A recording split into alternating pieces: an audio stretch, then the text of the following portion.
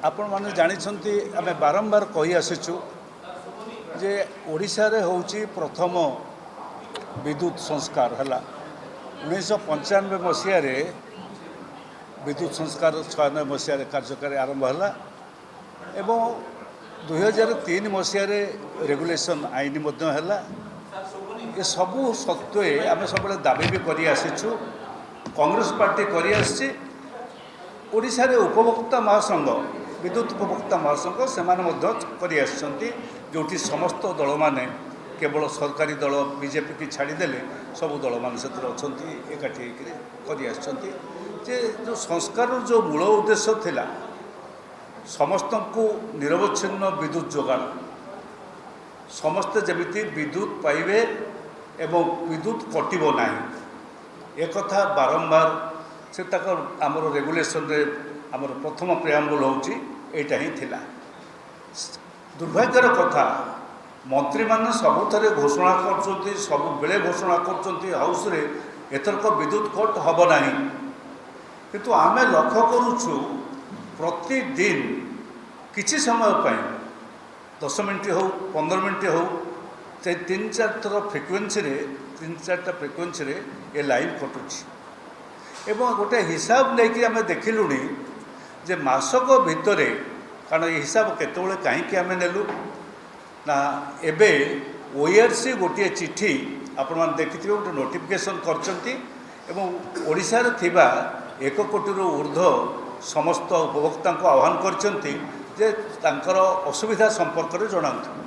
सेतिरे गोटे लाइन अछि जे लाइन केतबेले कटुछि केतबेले आसुछि ए संपर्क में प्रतिदिन टिपिकरी दि जाए आमे भी ताको प्रेस मीट रे कहिथिलु उपभोक्ता महासंघ तरफ तार हिसाब कर देखागला वर्षकर 23 दिन को माने आपण माने जदि विचार करिवे 23 घंटा जदि वर्ष को अर्थात गोटे दिन आमर 30 दिन रु गोटे दिन विद्युत विच्छेद होउछि।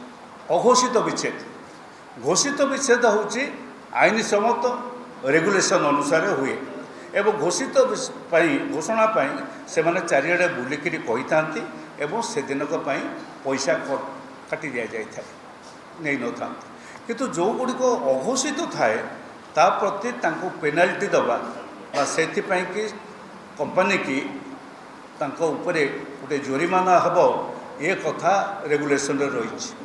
दुर्भाग्यर कथा गत वर्ष मानक से धरा पड़ू नथिले एबे ओआरसी पाखक जो तथ्य आसुचे से परिप्रेक्षी रे आमे भी तथ्य संग्रह करथेलु। से तथ्य रे देखागला जे मासक 23 घंटा अर्थात गोटे दिन 24 पाखापाखि 24 घंटा गोटे दिन लाइन रहू नहीं। आपण माने समस्त जानिचंती गोटे सबु बेले हमर घोषणा चली सरप्लस स्टेट। हाँ आम राज्य रे विद्युत उत्पादन आम निजस्व एकता मु आपण मानकु कहि रखे आमर कोयला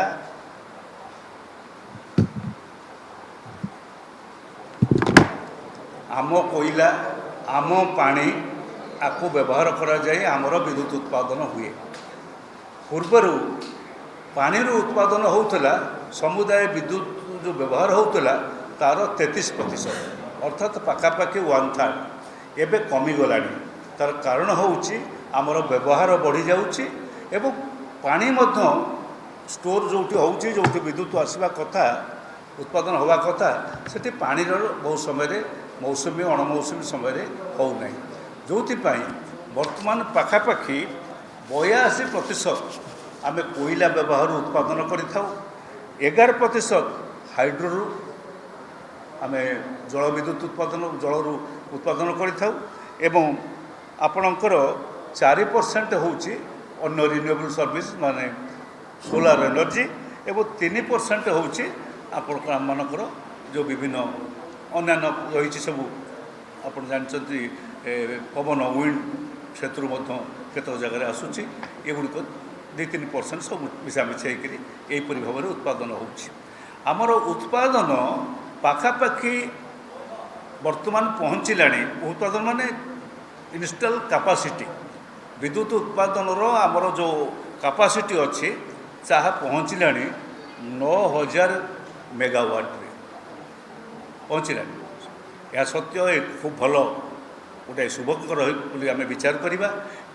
ଏଇ ଯେଉଁ 9,000 ଆସୁଛି ଇଲେକ୍ଟ୍ରିସିଟି ସେଥିରୁ ଆମେ ଇନଷ୍ଟଲ୍ ହେଇଛି, କିନ୍ତୁ ଆକ୍ଚୁଆଲି ଆମର 5,500 ମେଗାୱାଟ୍ 9,000 ମେଗାୱାଟ୍ରୁ 5,500 ମେଗାୱାଟ୍ ଆମର ଉତ୍ପାଦନ ହେବାର ତାକତ ଆମ ପାଖରେ ଅଛି ପିକ୍ ପିରିୟଡ଼ରେ। ଏବଂ 5,500 ମେଗାୱାଟ୍ ଆମେ ଉତ୍ପାଦନ କରୁଛୁ। ଆମର ଖର୍ଚ୍ଚ ହେଉଛି ଯାଉଛି 4,300ରୁ 4,700 ମେଗାୱାଟ୍ ପର୍ଯ୍ୟନ୍ତ ମେଗାୱାଟ୍। କାରଣ ଆମର ବିଶେଷ କିଛି ଖରାପ ଖର୍ଚ୍ଚ ନୁହେଁ, କାରଣ ଆମର ପର୍ କ୍ୟାପିଟା ଏକ୍ସପେଣ୍ଡିଚର୍ ବିଦ୍ୟୁତ ଏକ୍ସପେଣ୍ଡିଚର୍ରେ ଆମେ ଭାରତବର୍ଷରେ ଏବେ ତୃତୀୟ ସ୍ଥାନରେ ଅଛୁ। ଏଥିରେ କିଛି ଖରାପ ନାହିଁ, ଆମର ପୋଜିସନ୍ ଖରାପ ନାହିଁ, କାରଣ ଆମର ବିଦ୍ୟୁତ ଆମେ ଉତ୍ପାଦନ କରୁଛୁ, ବ୍ୟବହାରରେ ମଧ୍ୟ ଏହି ଅବସ୍ଥାରେ ଅଛୁ। କିନ୍ତୁ ଆଉ ଯାହା ବଳକା ହୁଏ ତାକୁ ଆମେ ନ୍ୟାସନାଲ୍ ଗ୍ରିଡ଼୍କି ଦେଉ, ବିକ୍ରି କରୁ। ଏ ସବୁ ସତ୍ତ୍ୱେ ଆପଣମାନଙ୍କୁ ବାରମ୍ବାର କହିଛି ଆମର ଉତ୍ପାଦନ ଖର୍ଚ୍ଚ ତା ଅର୍ଥ ଯେଉଁ ପଇସାରେ କିଣିବାକୁ ପଡ଼ୁଛି ୟୁନିଟ୍ ପିଛା 2 ଟଙ୍କା 70 ପଇସା। ୟୁନିଟ୍ ପିଛା 2 ଟଙ୍କା 70 ପଇସା ଆମ ରାଜ୍ୟରେ ବିଦ୍ୟୁତ କିଣାଯାଏ, କିନ୍ତୁ ବିକ୍ରି କଲାବେଳକୁ 7 ଟଙ୍କା 40 ପଇସାରେ ବିକ୍ରି ହେଉଛି। ଏବେ 7 ଟଙ୍କା 40 ପଇସା ଆପଣ କେମିତି ବୁଝିବେ? ମୁଁ ଆପଣଙ୍କୁ ଟିକେ କହିଦେଉଛି ଅଳ୍ପକେ। 7 ଟଙ୍କା 40 ପଇସା ଯେଉଁ ଆପଣ ଦେଖିବେ ଆମର ସ୍ଲାବ୍ ଯେଉଁ ଅଛି 50 ୟୁନିଟ୍ ପର୍ଯ୍ୟନ୍ତ ଏତିକି, ତାପରେ ଆଉ ଏତିକି ଆପଣ ତାକୁ ହିସାବ କରିଦେବେ। ଆପଣଙ୍କ ଘରେ ଯେଉଁମାନଙ୍କ ଘରେ ଆସୁଛି ତାକୁ ହିସାବ କରିକି ଟୋଟାଲ୍ ଭାଗ କରିଦେବେ। ତା ଥରେ ଆଉ ଗୋଟେ ବଡ଼ ଦୁର୍ଭାଗ୍ୟଜନକ ବ୍ୟବସ୍ଥା ତା ଭିତରେ ଯୋଡ଼ିବେ, କାରଣ ତାକୁ ନ ଯୋଡ଼ିଲେ ଆପଣ ଜାଣିପାରିବେନି କେମିତି ପଇସା ସେମାନେ ଶୋଷିକିରି ନେଉଛନ୍ତି। ଆପଣ ଘରେ ଇଲେକ୍ଟ୍ରିକ୍ ଜାଳୁଛନ୍ତି, ତା ସତ୍ତ୍ୱେ ଆପଣଙ୍କ ଉପରେ ମିନିମମ୍ ଏନର୍ଜି ଚାର୍ଜ ବୋଲି ଗୋଟେ ପଡ଼ୁଛି। ଯଦି ଆପଣ 2 କିଲୋୱାଟ୍ ରଖିଛନ୍ତି, ଏବେ ଡିମାଣ୍ଡ ଫଳରେ 2 କିଲୋୱାଟ୍ ପର୍ଯ୍ୟନ୍ତ ଛାଡ଼। ଆମେ ଯେତେବେଳେ ଡିମାଣ୍ଡ କଲୁ ଯେ ଆମେ ୟାକୁ ଦେବୁ ନାହିଁ, ତୁମ ସ୍ମାର୍ଟ ମିଟର ଲଗାଇ ଦେବୁ ନାହିଁ, ସେତେବେଳେ କ'ଣ କଲେ ନା 2 କିଲୋୱାଟ୍ ପର୍ଯ୍ୟନ୍ତ ଛାଡ଼ କରିଛନ୍ତି। ତାଙ୍କ ସଂଖ୍ୟା ହେଉଛି ଆମର 1 ଲକ୍ଷ କଞ୍ଜ୍ୟୁମରମାନଙ୍କ ଭିତରୁ ତାଙ୍କ ସଂଖ୍ୟା ହେଉଛି 36 ଲକ୍ଷ ପୁରାପୁରି ଯେତିକି ଅଛନ୍ତି। ଆଉ ସମସ୍ତେ ହେଉଛନ୍ତି 3 କିଲୋୱାଟ୍ 4 କିଲୋୱାଟ୍ 5 କିଲୋୱାଟ୍ର। ଏଇ ଯେଉଁ 3 କିଲୋୱାଟ୍ ଉପରକୁ ଯେଉଁମାନେ ନେଉଛନ୍ତି ସେମାନେ ବର୍ଷକୁ 30 ଟଙ୍କା 60 ଟଙ୍କା 80 ଟଙ୍କା 100 ଟଙ୍କା ଦେଉଛନ୍ତି। ଆପଣ ବିଲ୍ଟାକୁ ଦେଖିଦେବେ, ଆପଣ ବିଲ୍ ଦେହରେ ଲେଖା ହେଇଥିବ ଏତିକି ଏତିକି ପଇସା ଆପଣଙ୍କୁ ଦିଆଯାଉଛି।